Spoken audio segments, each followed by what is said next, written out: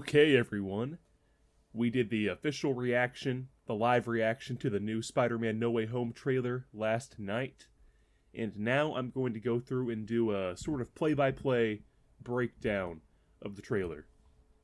So let's not waste our time and let's get into it. Starting in 3, 2, 1, click. Wait, hold on. I don't have any audio on my headphones. What's that about?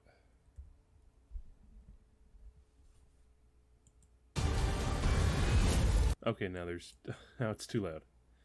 Sorry, everybody. We'll get there. 20. It's 20 like. Okay, yeah, here we go.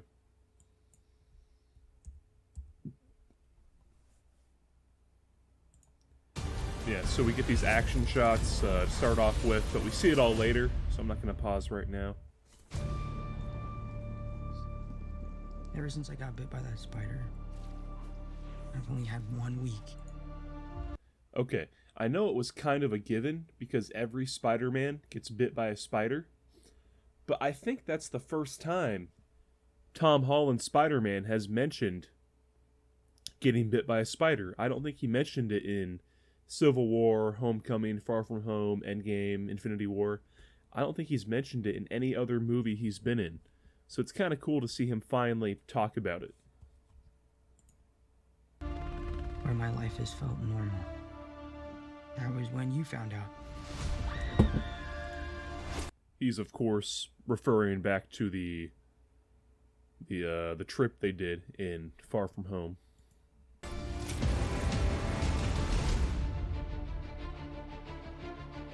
Botched that spell where you wanted everyone to forget the Peter Parker Spider-Man.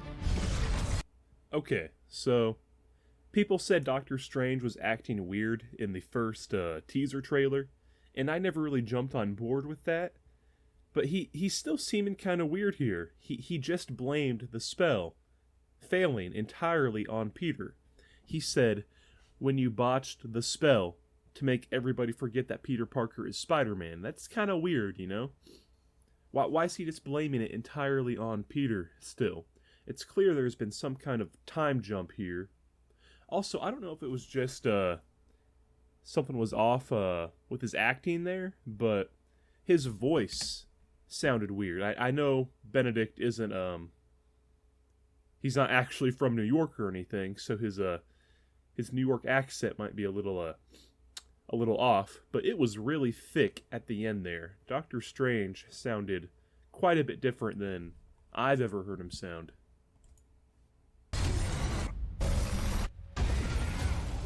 We started getting some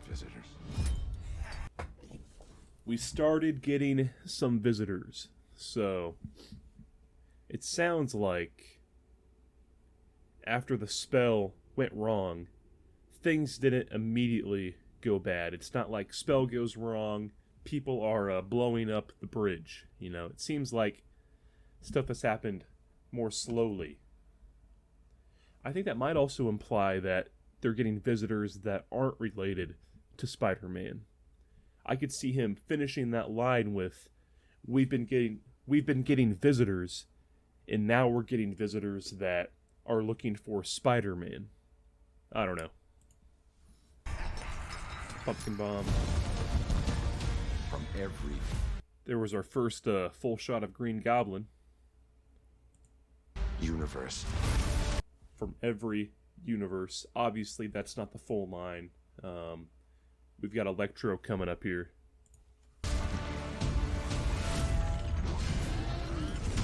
More Doc Ock. Hello, Peter.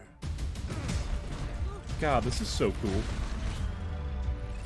Here, Peter Parker. he recognizes that Tom Holland's Peter Parker isn't his Peter Parker. So, I mean, I'm sure you've seen the trailer already, but Toby and Andrew were in this trailer. But that line proves that Toby's going to be in it. Like, they're not going to drop that and then not have Toby in the movie. So, yeah. I don't know. It seems like after he realizes that Peter isn't his Peter, they're not going to fight anymore. And when they show him in the Sanctum later, he's pretty calm. You know, I wonder if Doc Ock is going to be a good guy. I mean, the lights on his tentacles are red, which means the AI is in control, instead of white when he's in control. But I don't know. We'll have to wait and see. I'm sorry, what was your name again? Dr. Otto Octavius. Wait, no, seriously, what's your actual name? See, he was pretty calm in his little cell there. The tentacles, the arms are definitely red and gold. I mean, it's pretty much been proven that the arms are taking nanotech from the Iron Spider suit and upgrading themselves with it. That little comedy scene was kind of funny. At first, I didn't like it because I thought they were kind of making a joke out of, you know, Spider-Man 2. But no, it's fine. It's whatever. There are others out there. We Oh, need, wait, go back. we need to send them back. Oh, So, Scooby-Doo Oh, jeez. this crap. Everything's breaking. Let's go back. I want to... Why's my computer so laggy? Okay. there are There. They're building something around the Statue of Liberty there. That looks like a Captain America shield in the middle. I don't know what that's about. I don't know if in the comics they put a Captain America shield on the Statue of Liberty. I don't know. But, that's very interesting. others out there. We need to send them back. We get Electro back there. It's cool seeing Peter's integrated suit with the Doctor Strange style spells. So, Scooby-Doo this crap. You know, all this is kind of your mess. I know. Yeah, she knows. She knows it's all his fault. He got offended by that. I know a couple of magic words myself, starting with the word please. please, Scooby-Doo this crap. I'm not a big fan of that line, the Scooby-Doo this crap stuff. I don't know, seems a little silly. But whatever. It's fine.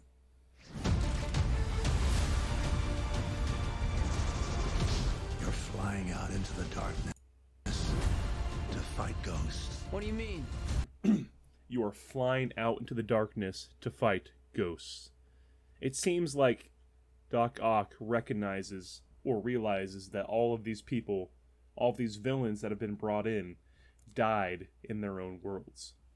I think Doctor Strange says the same thing in a second. They all die fighting Spider-Man. Yeah. They all die fighting Spider-Man, which that's what a lot of people thought the plot would be. They don't want to go back because they would die. But guess what? Sandman never died. In the end, he was almost sort of redeemed by the end of Spider-Man 3. Which is why I think these might not be the same exact villains we got in the other Spider-Man movies. I know that's not a popular thought, but yeah. Sandman never died in Spider-Man 3, so that's already one inconsistency. And then I know you can argue that Electro's redesign was just to make him look cooler, look more comic accurate, but that could also be another piece of evidence for variants being brought in. It's not a big deal as long as their backstories are pretty much the same, but I know a lot of people will not like that at all. But with him officially saying that they can't go back or they'll die, that or it's their fate to be killed by Spider-Man, to me that's kind of the nail in the coffin that, hey, they're probably doing variants. Because, you know, Sandman never died. Then add on the Electro redesign to that, it's looking a little more likely. And I love seeing this fight. Iron Spider versus Doc Ock. The arms versus the legs. It's their fate. Yeah, it's their fate. I'm sorry, kid. Yeah, me too. Don't. Then we see him take the cube, and then they start fighting for it. A lot of leaks or theories have said that that cube is the prison that holds the villains, and that Green Goblin might trick Peter into letting them all go because they just want to go home, but they don't want to die. Yeah, I don't know. Such a cool shot. Look, there has to be another way. There isn't. They're a danger to our universe. You're not gonna take this away. Oh, wait. Yeah, here we really see the nanotech being absorbed into the arms, and we kind of see his expression there. It's kind of like, what is going on? Or, hey, this is kind of cool. Universe. You're not gonna take this away from. Then, oh, that was so cool. You're not gonna take this away. We saw, I can't get it paused on the exact right. There we go. We see Jamie Foxx's new Electro redesign, classic yellow. And he's kind of got that star formation on his head, like the original comic Electro. So that's cool. But listen to him. Take this away from me. You're not going to take this away from me. He realizes that if he goes back, he's going to die. Which I don't know, that shows a level-headedness that I don't think he had in the first Spider-Man. So, this is going to sound kind of weird real quick, but he was pretty mentally unstable in Spider-Man, The Amazing Spider-Man 2. And, when you look at fire, the hottest flame is blue. In his movie, Electro was blue. The weakest flame is usually like a yellow, orange, or a red, right? And now he's yellow in this movie. And from that one line, he seemed a bit more level-headed or reasonable than he did in his own movie. So, is it possible that this could still be the same Electro, but somehow he's just gained a more level head? He's more clear-minded.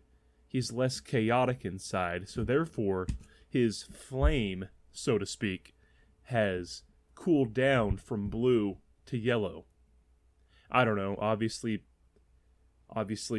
flame and lightning isn't the exact same thing, but just some food for thought. Peter, you're struggling. Have everything you want. Man, I love that Green Goblin line. Peter, you are struggling to have everything you want.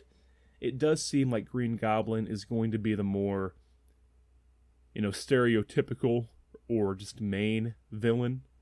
The main one that just wants to hurt Spider-Man because he's Spider-Man.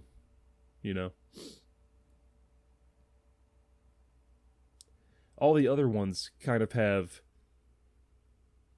reasons to not want to fight Spider-Man, but they're just fighting him because Doctor Strange wants to send them all back. While the world tries to make you choose. Oh yeah, love this shot. Got Electro, Lizard over here, who isn't really shown a whole lot, and big ass Sandman right there. He's huge. This is all my fault. I can't save everyone. Now this is interesting. I'm gonna slow this shot down big time. I don't think this region of the trailer showed it. I think it was more of a South American cut of the trailer that showed it. Let's watch this very slowly.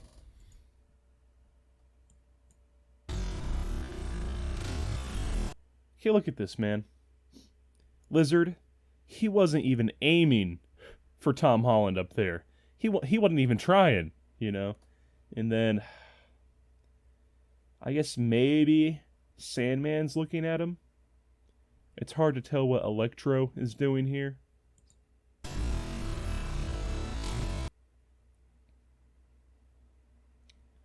It almost looks like Electro's going for something more up here, or maybe he is going for Tom. But if you look at Tom, Tom isn't aiming for any of these guys. It's almost like he's going for something over here, like he's diving. You see his trajectory here. Yeah, I don't think this cut shows what I was thinking about, but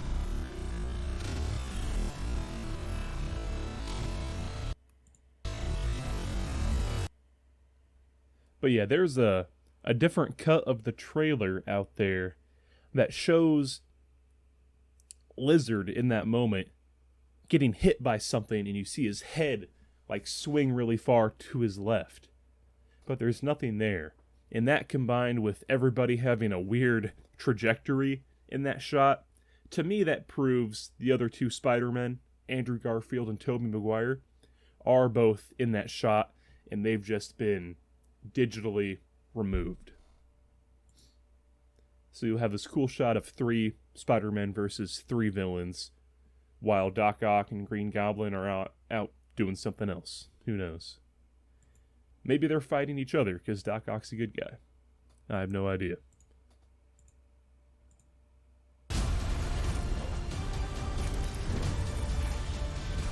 Yeah, there was that Captain America shield falling off the Statue of Liberty.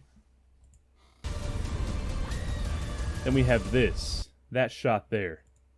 When I first saw it, I thought only MJ fell. But Ned, he's hanging on to this bar here. So he's in danger too. So, as we see from this this line that Green Goblin's about to deliver, I think. Or maybe, no. Tom delivers it. He can't save them both.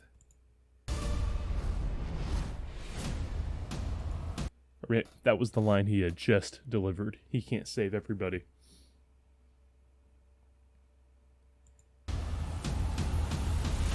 So right there, as he was chasing MJ as she fell, I think at that same moment, Ned is also going to fall. Peter will try to catch both of them, only catches Ned.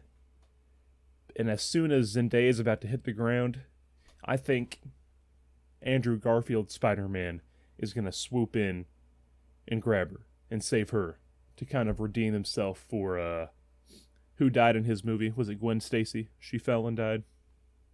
That might have been it. Yeah, I don't think Ned or Zendaya are going to die in this movie.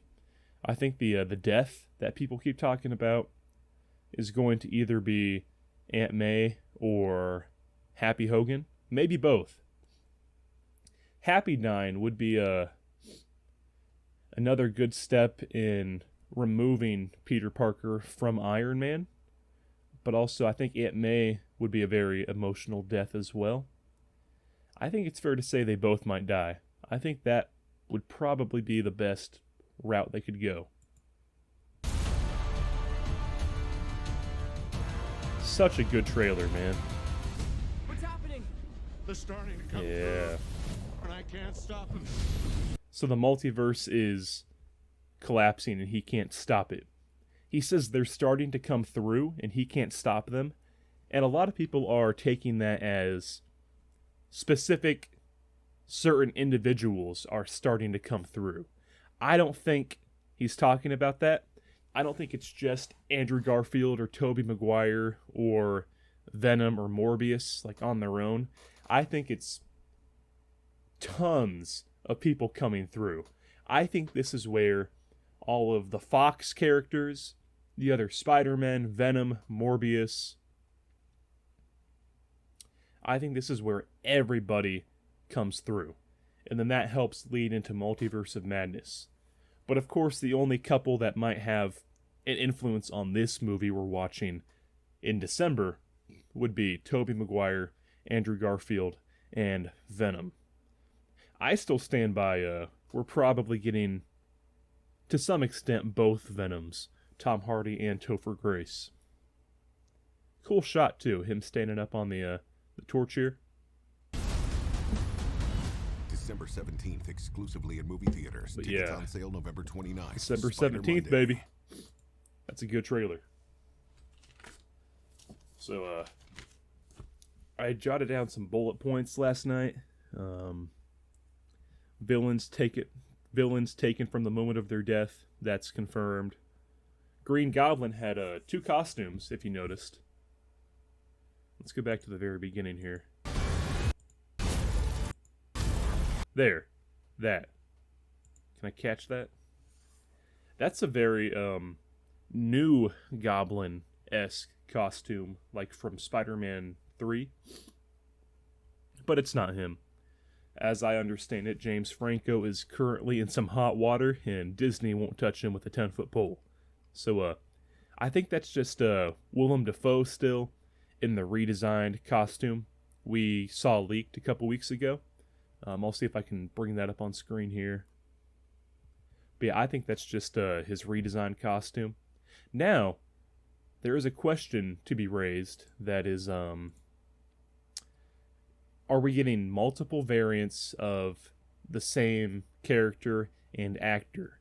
Like, could we have 2 Willem Dafoe Green Goblins in this movie? I don't know. When I first saw this, I thought, hey, this also kind of looks like Dane DeHaan's Goblin from The Amazing Spider-Man 2. But when you really see here, when you look, you can tell he's wearing goggles and his hair is different. In the leaked redesigned costume for Willem Dafoe's Green Goblin had him wearing goggles. So I think this is just how he'll look later in the movie.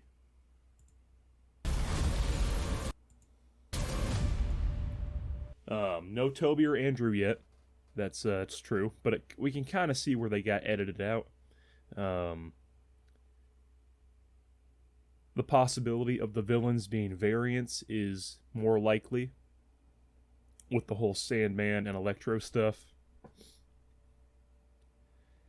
Peter fighting Doctor Strange is confirmed. We saw him take the cube, and then they went at it for a while.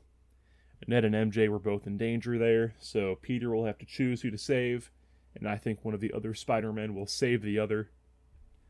Doctor Strange, can't stop the multiverse from collapsing at the end there.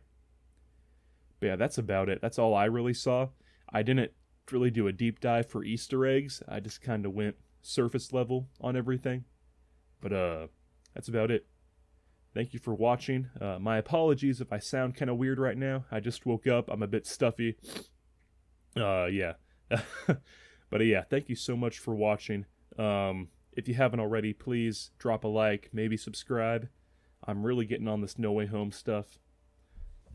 Thank you all so much for watching. I hope you're as excited for this movie as I am. Stay safe. Please have an amazing, spectacular day.